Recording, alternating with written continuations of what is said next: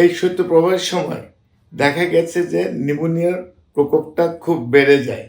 তো এই নিউমোনিয়ার প্রকোপটা বিশেষ করে বয়স্কদের এবং বাচ্চাদের খুব বেশি হয়, কারণ তাদের ইমিউন সিস্টেমটা খুব দুর্বল থাকে। তো আমরা বলতে পারি যে নিউমোনিয়াটা কি? নিউমোনিয়া একটা ইনফেকশন। এই ইনফেকশনটা হওয়ার কারণে আমাদের যে ইয়ার স্যাক যেটাকে আমরা বলি অ্যালভিওলাই ইনফ্লামেশন হয়, ফলে ওখানে ফ্লুইড অথবা পাস অর্থাৎ পুজ জমে, সেটা কাশিতে রূপান্তরিত হয়ে সেই কাশিটা বের হয়, যেটা সবুজ বা হলুদ হতে পারে।